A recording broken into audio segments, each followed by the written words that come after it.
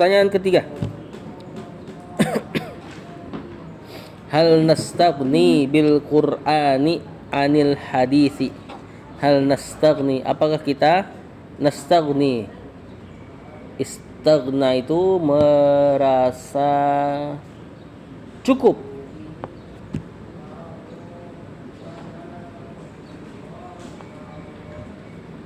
Bil Qur'an, dengan Al-Qur'an, anil hadisi, tanpa hadis.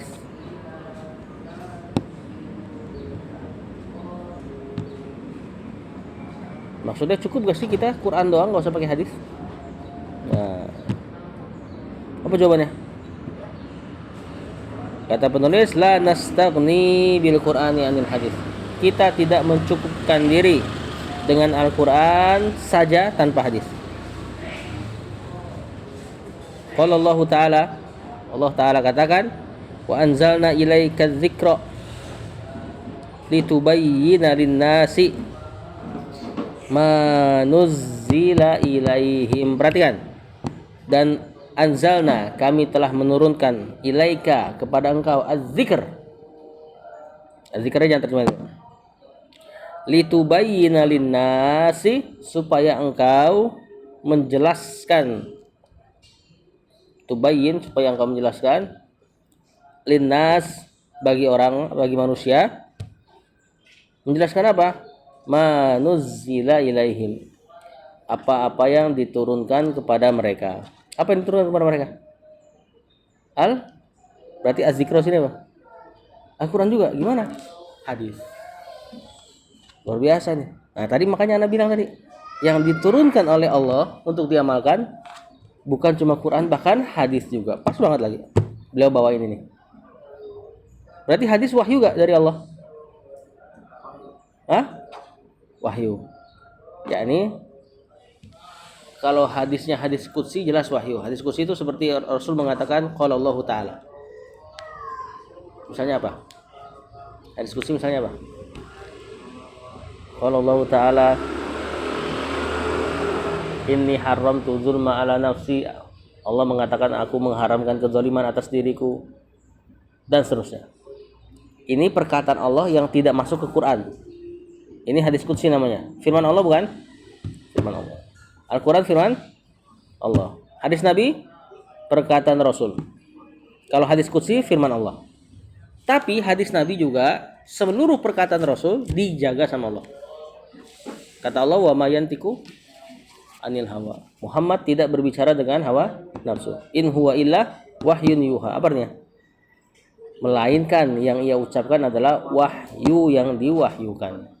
Berarti hadis juga termasuk wahyu. Bahkan di sini ada lafaz bahwasanya hadis diturunkan juga oleh Allah. Wa anzalna ilaika dzikra. Kami turunkan kepada engkau az-zikra. Sunnah maksudnya, hadis. Litubayyina linnas, untuk menjelaskan manusia ma nuzzila ilaihim, apa yang diturunkan kepada mereka.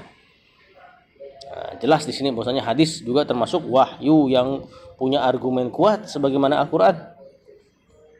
Ya. Wa qala sallallahu, Nabi juga berkata, udah diterima kan? Ini penting ini, ya, karena nanti antum mungkin akan menemui orang-orang yang enggak mau beramal dengan hadis. Mereka menamai dirinya ingkar sunnah, mengingkari hadis. Tentu kafir walaupun iman sama Quran ya. Gimana dia mau iman sama Quran? Beriman dengan satu lalu enggak beriman dengan yang lainnya.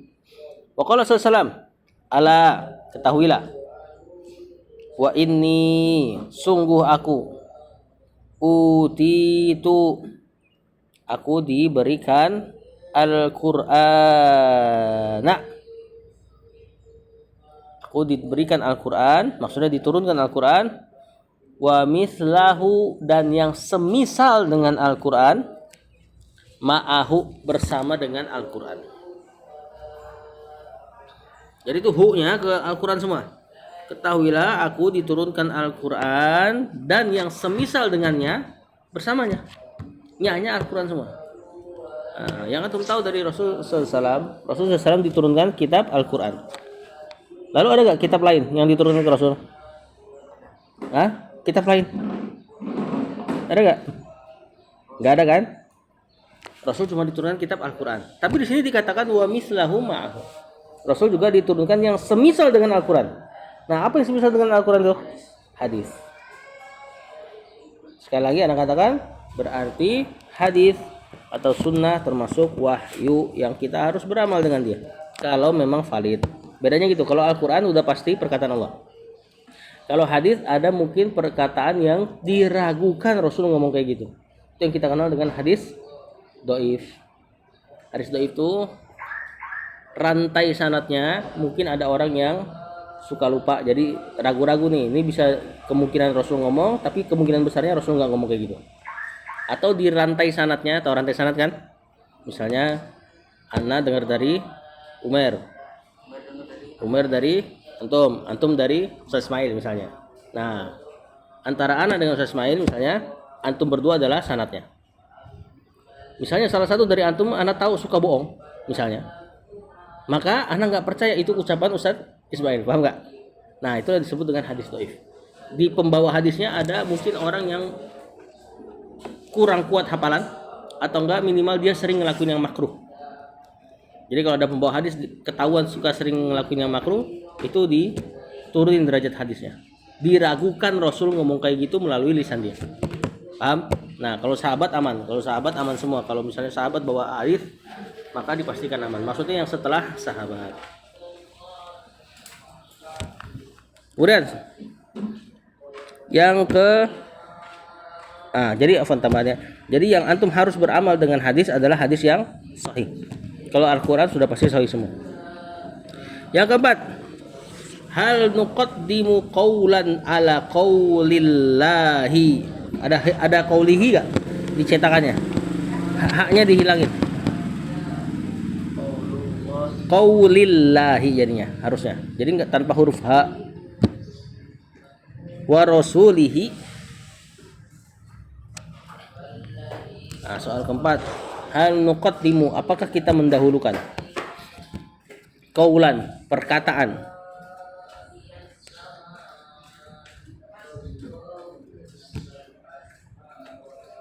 ala qaulillah, di atas perkataan Allah, wa rasulihi, dan perkataan Rasul sallallahu. Nah, jadi maksudnya gini, apakah kita mendahulukan perkataan seseorang sehingga kita menyelisihi perkataan Allah dan Rasulnya? Paham? Paham saudara? Nah, tentu jawabannya la nuqaddimu qaulan. Kita tidak mengutamakan, kita tidak mendahulukan perkataan siapapun ala qaulillahi wa rasulihi, atas perkataan Allah dan Rasulnya. Berarti kita nggak boleh dong ikutin dengerin perkataan Imam Syafi'i misalnya. Boleh nggak? Nah, ini maksudnya apa berarti?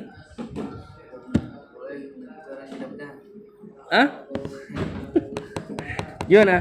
Ini maksudnya yang dia mengatakan sesuatu yang menyelisihi Allah dan Rasulnya, terus kita malah ikutin perkataan orang tersebut. Yang ini nggak boleh.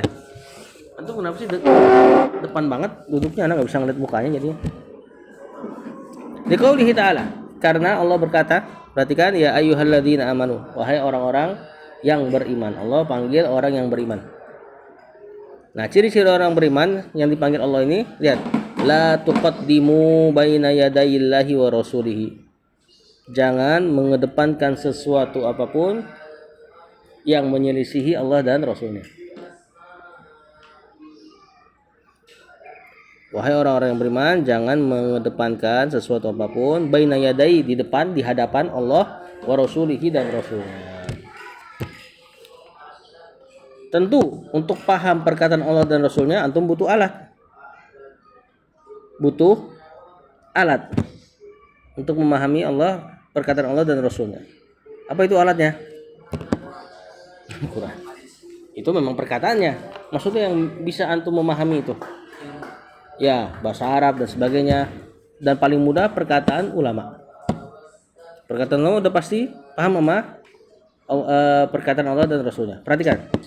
Kecuali kalau antum ketemu beberapa perkataan ulama yang mungkin antum curigai dalam tanda kutip menyelisihi perkataan Allah dan Rasulnya. Karena ulama juga manusia. Nah, tatkala ketemu pendapat misalnya dari ulama yang dia menyelisih ulama yang lain, maka antum harus memilih pendapat yang paling dekat dengan dalil. Ya. Jadi ucapan ini bukan berarti antum membatalkan seluruh perkataan ulama lalu mengatakan saya hanya mau mendengar Al-Qur'an dan sunnah dengan terjemahan, ya sama aja. Atau dengan baca sendiri, bahaya. Jadi di sini maksudnya adalah tatkala antum dapati banyak pendapat ulama, antum pilih pendapat ulama yang paling dekat dengan kebenaran atau dalil dari Allah dan Rasulnya. Bisa gak ulama berpendapat dengan selain yang Allah katakan atau Rasul SAW katakan? Bisa. Misalnya gara-gara apa? Khilaf maksudnya apa? Oh saya khilaf nih, saya berpendapat salah gitu. Atau khilaf apa? Di antara sebabnya ada ulama yang tidak tahu hadisnya itu dhaif misalnya. Dia pakai untuk berpendapat. Nah, kita kebetulan misalnya tahu. Karena ada ulama lain mengatakan hadis ini dhaif, enggak boleh berpendapat dengan dia. Maka saat itu kita tinggalkan ulama yang memegang hadis dhaif tersebut. Paham? Ini bukan berarti kita songong sama ulama, tapi mengedepankan Allah dan Rasulnya. Ya, sekali lagi, ungkapan ini bukan berarti nyuruh antum baca Al-Quran dan Sunnah sendiri. Karena ini susah. Ya, ini maksudnya adalah ketika terjadi perselisihan antar ulama, antum pilih pendapat ulama yang paling dekat dengan dalil. Dan tentu untuk awal-awal belajar seperti ini antum butuh guru ya untuk menjelaskannya. Lihat dalil yang lain. Wa qauluhu sallallahu alaihi wasallam, dan juga perkataan Rasul sallallahu alaihi wasallam. Oh, ini banyak nih. Ada 3 dalil ya. La ta'ata li makhluqin. Tidak ada ketaatan kepada makhluk. Fi maksiatil khaliqi, dalam memaksiati khaliq. Mana khaliq? Hah? Khaliq man khalaqa. La ta'ata li makhluk. Tidak ada ketaatan kepada makhluk. Makhluk apa artinya? Yang diciptakan. Fi maksiatil khaliq. Tidak ada ketaatan pada makhluk dalam memaksiati khalik. Siapa khalik? Allah yang menciptakan. Maksudnya adalah tidak boleh mentaati makhluk yang dia menyelisihi aturannya Allah. Termasuk ulama bahkan.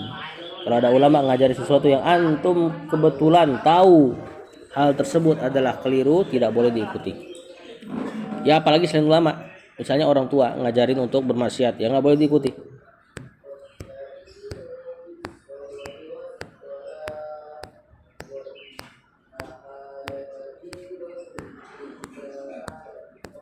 Wa qaulu Ibnu Abbas, dan juga perkataan Ibnu Abbas.